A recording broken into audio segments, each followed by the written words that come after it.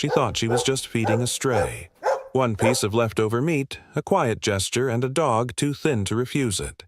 No words, no expectation, just a small act of kindness. But the next morning, that same dog came back. This time, he wasn't hungry. He was carrying something in his mouth, something that would unravel a missing child case, shake an entire town, and remind everyone that even the most forgotten souls can carry a message from above. Before we begin, have you ever helped an animal only to realize they were helping you more? Drop their name in the comments. And if you believe no act of kindness is ever wasted, hit subscribe. And if you believe God still speaks through quiet miracles, write Amen below. This isn't just a story. It's a miracle, on 4 legs. The fog came early to Ember Ridge that morning, thick as cotton and damp with the promise of rain. High in the Colorado mountains, the sleepy town of Silver Pine lay quiet beneath a muted sky. The town itself was a small spread of weathered cabins, dusty storefronts, and winding roads that disappeared into the pines. Far above it, tucked near a bluff lined with juniper and broken shale, stood a cedar-paneled house solitary, worn and breathing with the hush of time. Here lived Maggie Thornton. Maggie was 50 years old, tall with a frame that once danced in college ballrooms but now bore the stillness of grief. Her ash-brown hair, streaked with silver, was always pulled back in a low braid that brushed the collar of her flannel shirts. Her hands, roughened by carving wood and years of tending a mountainside home, bore the stories of both care and loss.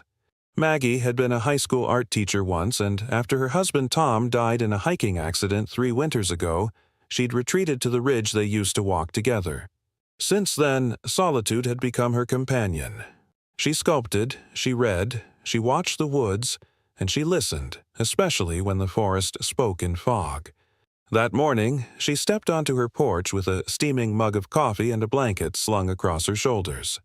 The air smelled of damp earth and wood smoke, and the wind curled gently along the eaves.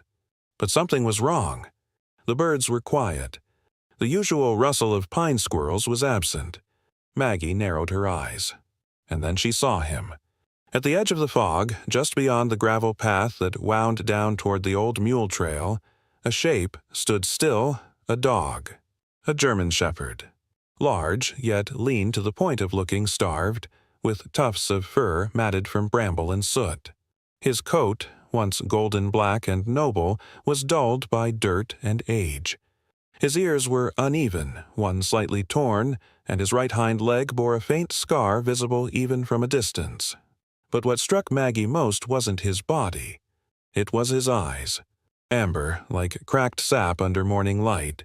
They looked at her, not in fear or hunger, but in recognition, as if he'd been looking for someone and had finally found her. Maggie didn't move. She knew better than to rush a dog that might be feral or wounded. Instead, she slowly crouched, placing her mug beside her, and reached into the pocket of her cardigan for something jerky, left over from her hike the day before. She unwrapped it, held it up briefly so the scent could catch the wind, then set it gently on the top porch step before retreating inside, watching from the doorway. The dog waited. Minutes passed. He moved forward, cautious but deliberate, sniffed the jerky, then took it in slow, measured bites. Even when he ate, he kept his gaze fixed on her, alert, intelligent, reserved. There was no panic, no skittishness, only watchfulness. When he finished, he sat down. Not at the edge of the path, not facing away, but squarely on the porch step, paws folded beneath him, facing the door. Like he had decided, this is where I need to be. Maggie exhaled softly. "You're not just passing through, are you?" she murmured. Meanwhile, in the town below, a different tension filled the air. Local sheriff radios buzzed with updates about a missing child.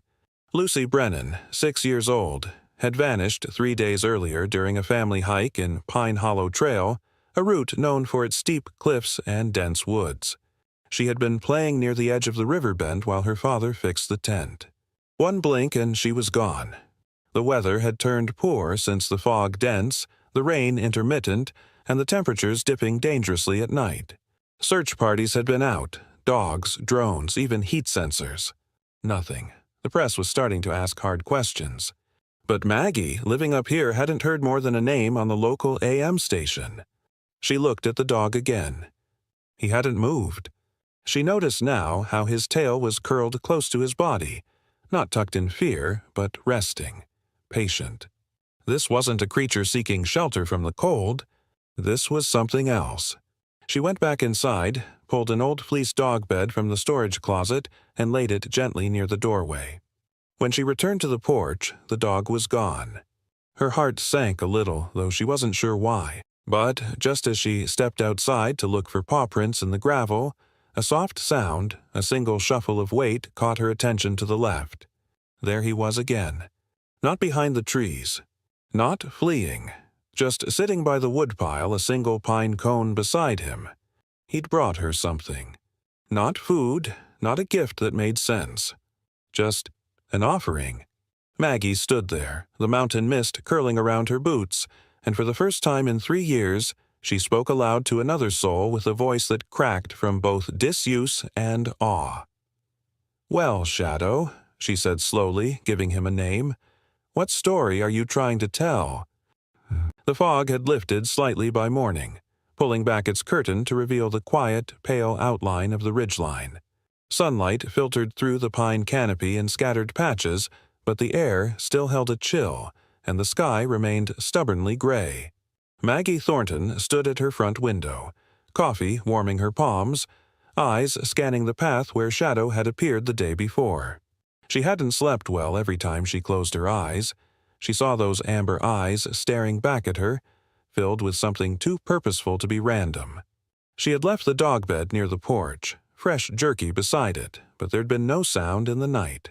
Now, in the light of day, she wondered if she'd imagined it all, until movement drew her gaze again. There he was. Shadow trotted silently from between 2 narrow pines, more confident this time, coat still tangled and patchy, but his gait smoother. And in his mouth, something else. It dangled awkwardly from his jaw, heavy with mud and leaves. Maggie stepped out slowly. "You're back," she said softly. Shadow reached the porch and laid the item down with care, then stepped back and sat, watching. It was a child's shoe. Small, soaked with dirt, but unmistakable, a pink and white sneaker with faded unicorn decals barely clinging to the side. Maggie's stomach dropped. Her heart kicked against her ribs as she knelt down, barely breathing. She picked up the shoe with a trembling hand and carried it inside, grabbing a towel to clean the muck away. As she wiped the sole, a name emerged, written in marker on the inner flap. Lucy B. Maggie gasped. She remembered the name immediately. The local AM station had played the sheriff's update only yesterday. Lucy Brennan, 6 years old, missing for 4 days now. Gone during a family hike, believed to be lost in Pine Hollow Woods. The trail was over 20 miles from here, but Maggie knew those woods connected, through long-forgotten footpaths and animal trails, to Ember Ridge. She stared at Shadow through the screen door. He was lying down now, front paws stretched, head tilted in that way dogs sometimes do when they're waiting for a reaction. "This can't be real," she whispered, reaching for her phone. She called the Silver Pine Sheriff's Office. The dispatcher who answered sounded tired and disinterested until Maggie mentioned the shoe. "You found what?" "A child's shoe. It has the name Lucy B. written inside it." There was a pause, then a voice crackled to life. "Ma'am, where exactly are you calling from?" "I live up on Ember Ridge. I didn't find it exactly. A dog did, a German shepherd." Another pause. "Wait, are you saying a stray dog brought it to you?" Maggie hesitated. "Yes." A sigh. "Ma'am, we appreciate any help, but dogs bring home all kinds of things. Squirrels, trash, bones.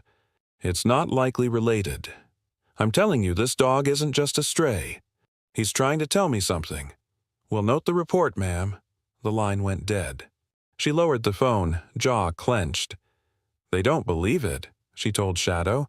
Outside of town, Anna Brennan trudged along the shoulder of Route 12. Her coat zipped high, her eyes bloodshot from nights without rest. Her long auburn hair was pulled into a knot beneath a beanie, and her hands were raw from cold and stress. She taped another missing poster to a tree trunk. Missing. Lucy Brennan. Age 6. Last seen wearing pink sneakers. Please call if seen. Anna had been handing out flyers for 2 days now, ignoring calls to go home and rest. Her husband was too broken to speak, the search teams thinning. But Anna wouldn't stop. She believed Lucy was still alive. A mother always knew, and that belief pushed her through every mile of snowy shoulder and trailhead. In the sheriff's office downtown, Deputy Colton Reeves leaned back in his chair, reviewing the search grid again. At 27, Colton was one of the younger deputies, fresh out of Fort Lewis College, still green by some standards but sharper than he let on. Clean-cut, dark blonde hair always tucked under a patrol cap with pale blue eyes that missed little. Unlike his more jaded colleagues, Colton still held on to the notion that every lead, no matter how strange, deserved a second glance. When the dispatcher mentioned the odd call from Ember Ridge, he perked up. "What kind of dog did she say brought the shoe?" "She said it was a German shepherd," the dispatcher replied. "Apparently the dog just dropped the shoe on her porch." Colton stood. "I'll head up there." "You sure?" "It's probably nothing." Or it's something. He knew Ember Ridge. Isolated, tangled in old forest growth. And he also knew about K9 Shadow, the rescue dog that vanished 3 years ago during a landslide in that area. That same breed. Same general region. Maybe he was chasing shadows, but maybe not. Back on the ridge, Maggie sat beside Shadow on the porch steps. She had set the shoe inside a plastic bag and placed it in the kitchen. Now she watched the dog as he stared out over the trees, like he was waiting again. Maggie's voice trembled. "Was she with you?" she asked. "Is she still out there?"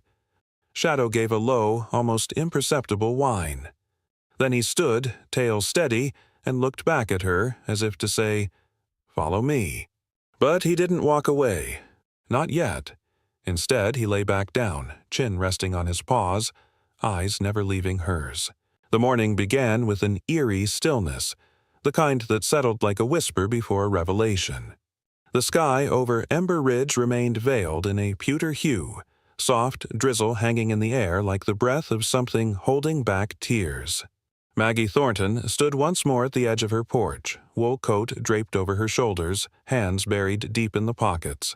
Shadow stood at the tree line, not pacing, not barking, just watching. His body was poised, his stance patient, his eyes unwavering. And Maggie, guided more by instinct than logic, stepped off the porch and began to follow. The forest trail he led her through was no formal path. These were deer tracks and fox trails, narrow ribbons of passage that twisted between gnarled roots and blankets of moss. Fallen pine needles muffled their steps.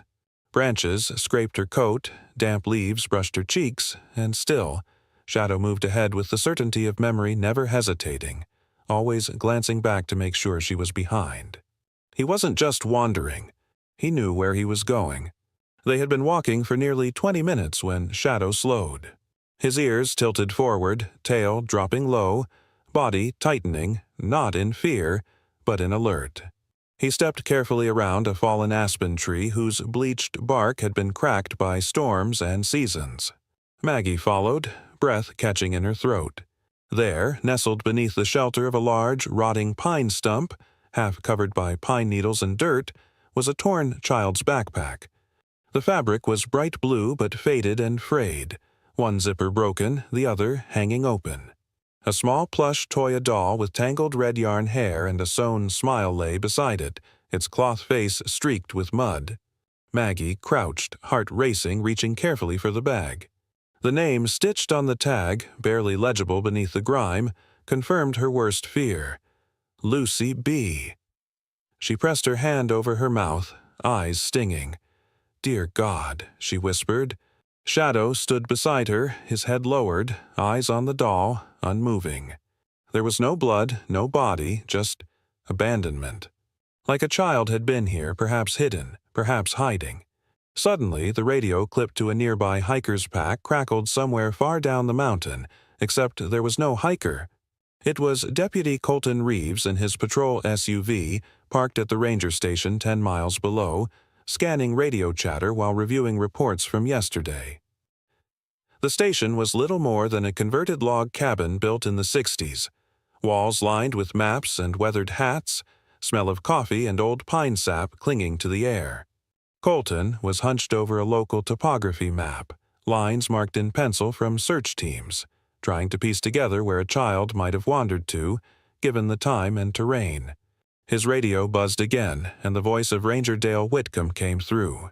Dale, a seasoned mountain man in his late 50s with a heavy beard and eyes the color of cold stone, had served as park ranger for over 3 decades.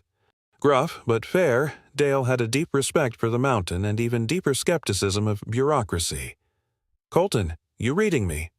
Dale's voice crackled with static. "Loud and clear." "Go ahead. You remember the Ember Ridge landslide? 3 years back? Yeah, it blocked 2 access trails and took out a rescue dog, if I remember right." "That's the one." K9 from the county German Shepherd. Name was Shadow. "Never found the body." Colton's fingers stilled over the map. "Why bring that up now?" "Because a hiker called in a sighting this morning. Said she saw a dog matching that description up near the South Ridge. Looked half wild but not aggressive." Colton stood, grabbed his coat. "I think I've got a lead on the missing girl. I'm heading that way now." Back in the woods, Maggie gently gathered the backpack and doll, wrapping them in her scarf. She looked around, trying to orient herself, but the trail was long gone. This place didn't exist on any map. Only Shadow knew the way in or out. The way he stood still now, his eyes turned to the trees, told her the journey wasn't finished yet. He hadn't brought her here to stop. But Maggie's hands trembled as she spoke. "This is proof, isn't it? She was here." Shadow stepped forward and nudged the doll with his nose. Then he looked up at her, and in that moment Maggie saw something terrifyingly profound in those eyes. Not animal instinct, but memory. As if he'd watched something unfold. As if he'd been guarding this spot. They remained there, silent beneath the tall pines, rain beginning to thicken into mist again, the wind humming faintly through the trees. Maggie didn't yet know the rest of the story, but Shadow did. And he was waiting for her to be ready. Rain had softened the forest floor overnight, and the scent of pine sap and damp earth hung thick in the air. The sky above Ember Ridge remained colorless, a sheet of muted gray, though the storm had finally lost its bite. Maggie Thornton's boots sank slightly into the moss and mud as she trudged behind Shadow, who moved with quiet urgency through the undergrowth.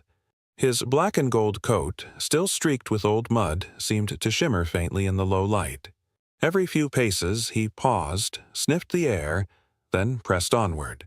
Maggie clutched the wrapped doll and backpack tighter in her arms, unsure if she was shaking from cold or anticipation.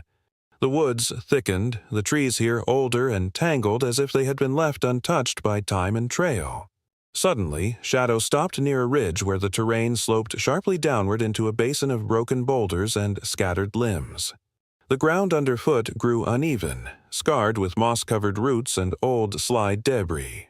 Maggie recognized the remnants before she even realized she was standing in it, the site of the landslide from 3 years ago. It looked like nature had buried her own secrets here. Rubble lay piled against the remains of what might have once been a trailhead marker.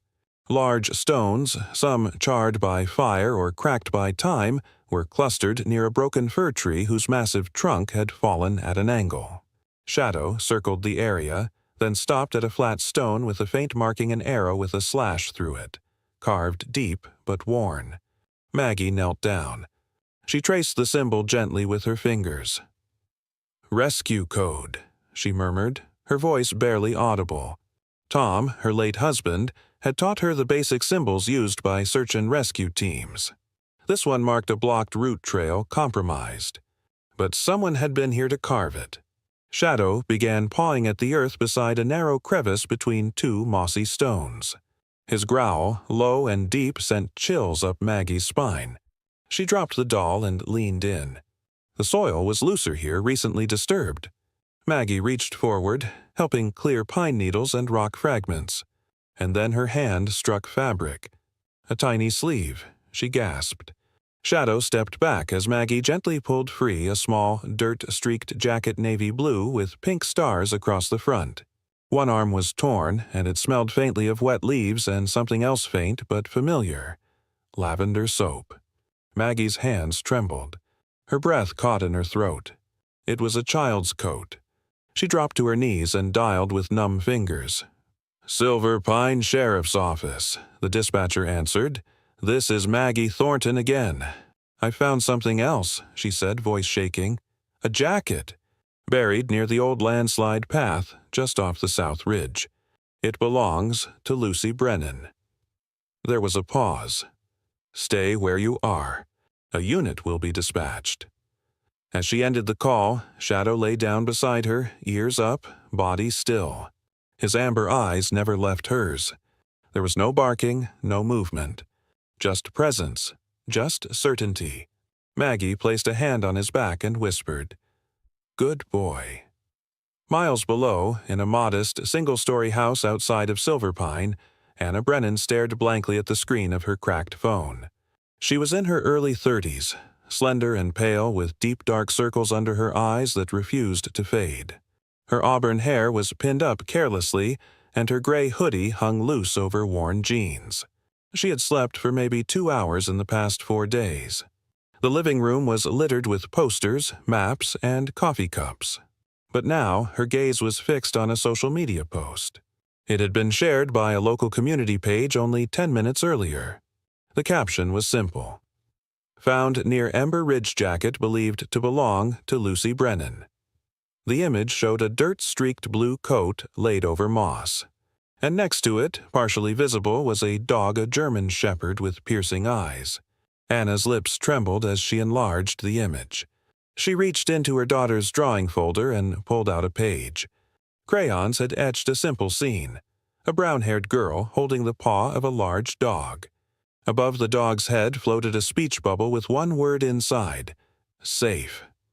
The dog in the drawing looked almost identical to the one in the photo. Anna's heart thudded. It wasn't just coincidence. She picked up her keys. At Maggie's cabin, the rain had stopped completely, though the wind still tugged gently at the treetops. Maggie had just finished wrapping the coat in plastic when she heard tires on gravel. A vehicle, a silver sedan, was pulling up the narrow ridge road. She stepped outside, heart pounding, expecting law enforcement. Instead, a woman climbed out. Anna Brennan was shorter than she seemed in photographs, with shoulders that trembled as she approached. She didn't speak right away. She simply held up a drawing. "Did you find this?" she asked, voice cracking. Maggie took the picture. "Yes, just this morning." "And the dog in this is Shadow?"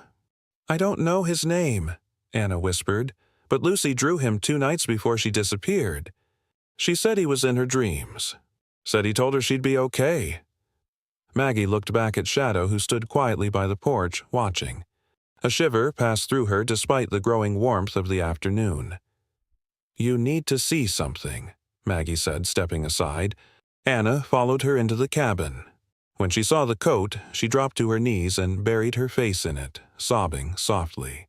Maggie turned away, tears stinging her own eyes. Outside, Shadow sat at the top of the porch steps, facing the woods again. As if the story wasn't finished yet. As if something else still lay beneath the silence of the fallen pines. The wind that night howled like a restless spirit, brushing through the pine trees of Ember Ridge with the whispered urgency of something about to shift. Rain had returned, not a storm, but a fine mist that clung to every surface and blurred the world to soft silhouettes. Maggie Thornton sat curled in her armchair, a blanket across her lap, eyes flicking to the window every few minutes.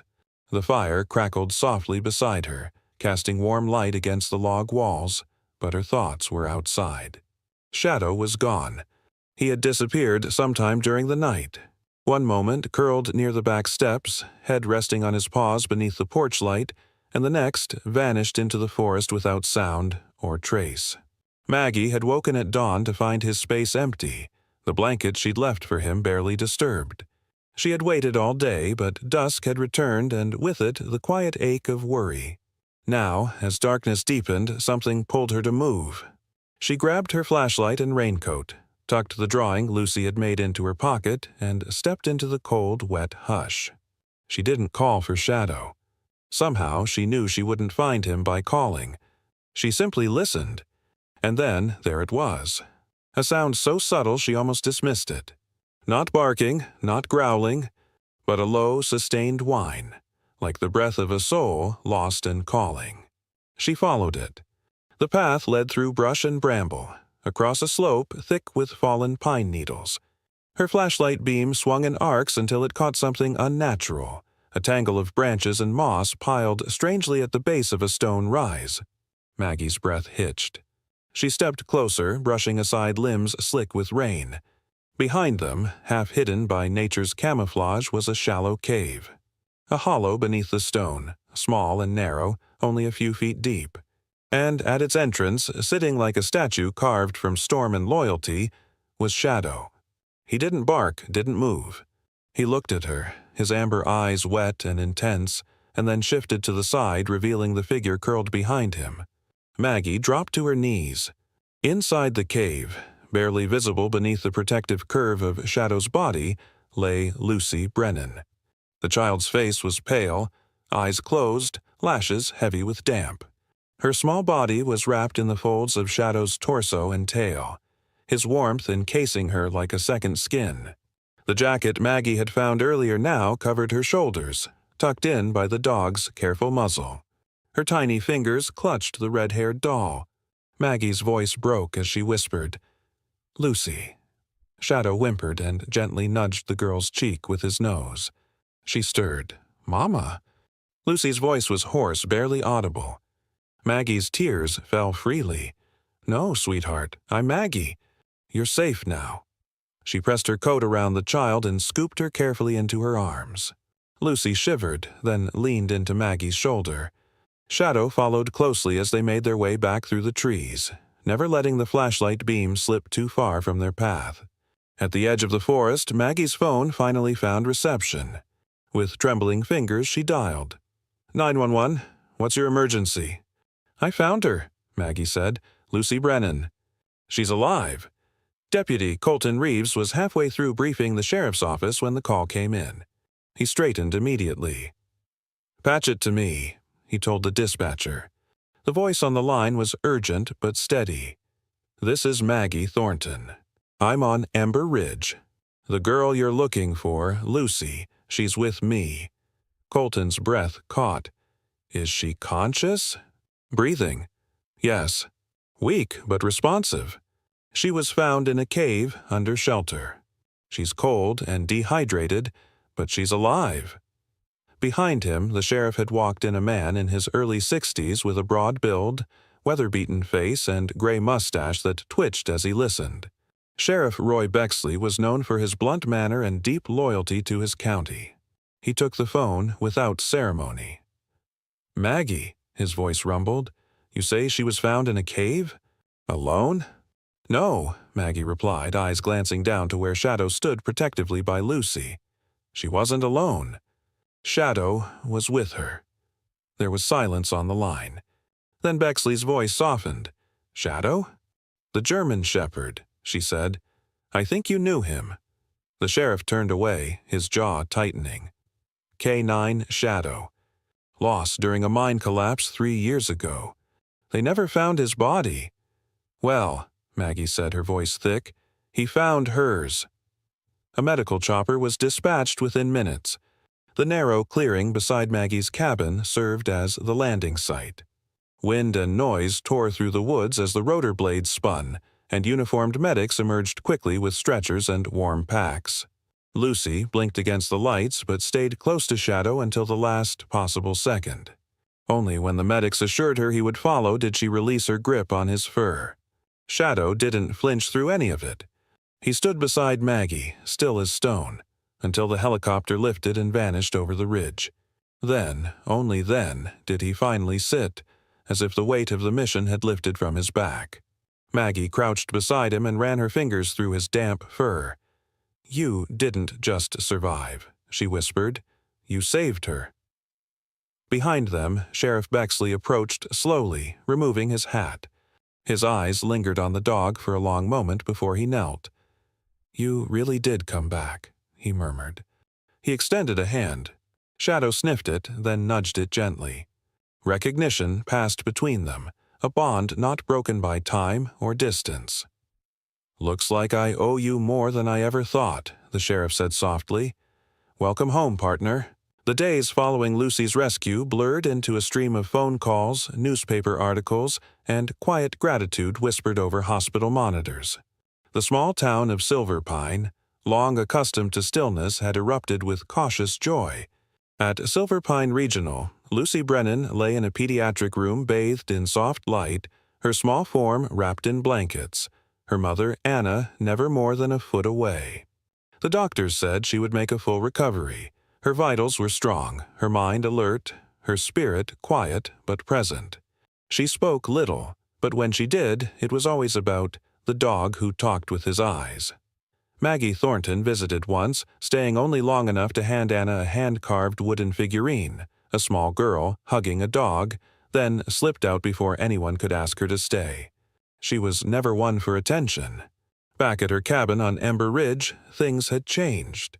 Shadow now lay not on the porch but just inside the doorway, as if finally understanding that the threshold was no longer a barrier. He slept more, occasionally twitching in dreams, but his presence was heavier now, not with weariness but with unfinished intention. One crisp afternoon, Maggie received a letter delivered by hand from a young county courier who wore a badge that dwarfed his slight frame. The envelope was sealed with the emblem of the County Animal Control Division. Inside, a typed letter read, "Miss Thornton, in light of recent events and the reappearance of the previously presumed deceased K9 unit Shadow, we are formally offering you the opportunity to adopt and assume legal guardianship of the K9. Due to the unique nature of this case, the County Council has waived standard recertification requirements. Shadow is no longer classified as an active duty service animal. If you accept, please return the enclosed form. Sincerely, Karen, Lockridge County Animal Welfare Supervisor." Maggie set the paper down beside her tea. She looked at Shadow, who lifted his head slowly and blinked. She wasn't sure what surprised her more, the offer or the gentle ache of relief she felt reading it. Later that evening, she found herself walking the old trail that curved behind her property, Shadow trailing behind with deliberate pace. The forest was calm, a golden hush falling between branches like a benediction. Leaves rustled with memory. Maggie's mind wandered. She kept thinking about the way Shadow had watched her the night after Lucy's rescue, not with satisfaction, but expectancy, as if the work wasn't finished. "Are you trying to tell me something?" she asked aloud. Shadow's ears twitched. Then, without hesitation, he veered off the trail. Maggie followed. They climbed a gentle incline toward a slope she hadn't walked in years, not since before Tom's death. The land here felt different, more solemn, as if the trees themselves remembered pain. They reached a clearing marked by a single towering pine, one of the oldest trees on Ember Ridge, its bark scored and rugged, thick branches twisted skyward like silent witnesses. Shadow walked to the base and sniffed, then began pawing gently at a patch of earth that looked recently disturbed. Maggie knelt beside him, fingers moving moss and old pine needles until something metallic caught the light. It was a small tin box, rusted along the edges but still intact. Inside, wrapped in oilcloth, lay a black and white photograph. In it, a younger version of Shadow sat beside a tall man with broad shoulders and kind, tired eyes. He wore a K9 unit patch on his sleeve and had one arm draped over Shadow's back. On the photo's edge was a name scribbled in faded ink. Taylor, 2019. Beneath the photo was a metal old military issue, a silver dog tag engraved with Sarkanite.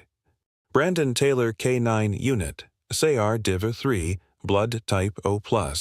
Maggie's breath caught. Shadow whined low. She remembered now. Sergeant Taylor had been part of the volunteer rescue division called in during the landslide. There had been rumors that he and his K9 partner had gone missing while helping trapped hikers. Only Taylor's body had been recovered weeks later, far from the initial slide site. The dog was never found. Until now. She held the photo up to Shadow. His ears perked. He nosed the picture, then looked back at the base of the tree. Maggie glanced again and noticed a faint etching in the bark, low to the ground, barely visible. A triangle inside a circle. A rescue signal. She realized then this was their meeting spot. Shadow had returned here, maybe waiting, maybe mourning, or maybe trying to finish what had begun. She took the box and stood. "I'll make sure they know," she said softly. "He won't be forgotten." Back home, she cleaned the tin and placed it on the mantel beside the wooden carving of Lucy and Shadow. She lit a small beeswax candle next to it, not as a vigil, but as a vow. Later that night, as the wind brushed gently at the window panes and Shadow lay stretched near the fireplace, Maggie signed the adoption form. "Looks like we're officially a team now," she whispered. Shadow raised his head and blinked once, slow and steady, before laying it back down, the glow of the fire dancing in his amber eyes. The stars came out early that evening, shy at first, then bold and bright like they'd been waiting for something worth watching. The sky above Ember Ridge opened into a deep blue canvas, and in the clearing behind Maggie Thornton's cabin, a soft gathering of lanterns flickered in a loose circle. Pine trees stood like quiet sentinels around the space, their tall shadows swaying gently in the mountain breeze. Maggie stood at the center of it all, her hands clasped loosely in front of her, the weight of memory and meaning settling gently across her shoulders. She wore a dark green sweater over a long denim skirt, her ash-brown hair braided and tucked behind one ear. In front of her stood the statue freshly carved from redwood, still scented with the oils of her hand. Two figures shared the base. A tall man with a strong jawline, captured mid-kneel with one hand resting on the shoulder of a German shepherd by his side. The likeness was unmistakable. Sergeant Brandon Taylor and Shadow. The dog's carved eyes mirrored those of the living one, who now sat quietly near Maggie, head tilted upward, eyes locked on the wooden version of himself as if he too understood. He was clean now, his coat brushed to a soft sheen, though he still carried the scars and the lean build of a creature who had walked the edge of survival and returned. Only a small group had been invited. Sheriff Bexley, gruff but respectful in his Sunday uniform, stood near the back. Deputy Colton Reeves, now with a week's worth of beard and the same quiet determination, offered a nod of acknowledgement when Maggie looked his way. Anna Brennan, in a navy wool coat with Lucy nestled close beside her, stood near the front. The little girl clutched a new plush dog, golden brown with stitched eyes, and waved gently at Shadow every few minutes. Maggie stepped forward. "This," she said, her voice steady, "is for those who walk with us when no one else knows we're lost." She paused, looked down at Shadow, then back up. Brandon Taylor gave his life to protect strangers. And his partner, his friend Shadow, disappeared with him. For 3 years we thought he was gone. But he wasn't. He was still searching, still waiting, still saving. She let the silence sit, thick with emotion. Sometimes we don't get to choose the way we return to the world. But if we do it with courage and heart, maybe we return stronger. And maybe we carry those we lost with us. At the end of her words, Maggie reached forward and placed Sergeant Taylor's recovered dog tag onto a hook carved into the statue's base. The metal glinted under the starlight. Later that night, after most had gone, Maggie sat beside the statue with Shadow lying next to her. Lucy and Anna lingered as well, seated on a nearby log with blankets wrapped around them. Anna, her auburn hair unbound and wind-tossed, turned to Maggie with a hesitant smile. "I know you probably prefer the quiet, but Lucy's been asking if we could visit more often." Maggie chuckled softly. "You don't have to ask. This ridge is hers as much as it is mine now." Anna nodded. Then, after a pause, she added, "I've been thinking about starting something. Something for the town. A rescue dog training center, small at first. A place where we train dogs like Shadow. Not just for search and rescue, but for companionship, therapy, support. There's a piece of land down by the bend, just a few minutes from our house. Maggie raised an eyebrow. That's a big project. Anna smiled. I'm not asking you to build it. I'm asking if you'd help shape it. Maggie looked to Shadow, who was now resting his head on her boot. What would it be called? Anna tilted her head. Lucy named it already. Echoes. Because she says sometimes when the world forgets, it's the echoes that bring us back. Maggie felt the words settle in her chest. That sounds about right. In the weeks that followed, the statue drew more than just the curious. Veterans came, hikers, families, journalists, but not just because of the story. It was because the story felt like theirs. Two loss, endurance, and grace all stitched together in one silent figure with amber eyes. Shadow became something of a local legend. Kids left bones wrapped in ribbons on Maggie's porch. A retired nurse mailed hand-knit booties for his paws. A veteran sent a folded flag with a letter that read, "He saved her. He saved all of us." Lucy visited often, always bringing something: drawings, pine cones, once even a jar of rainwater. "For Shadow," she'd say, "so he remembers what the sky sounds like when it's crying." Maggie, who had once lived in a home wrapped only in silence and loss, now had morning visitors, knocks on the door, and warmth rising from her kitchen like bread in an oven. Shadow followed her from room to room, no longer a ghost, but a guardian. And beneath the stars, beside the statue, beside the echoes of a past that no longer ached quite so sharply, Maggie carved new names into wood. Not to mourn, but to remember. The frost had melted from the high branches of Ember Ridge, giving way to the first blush of spring.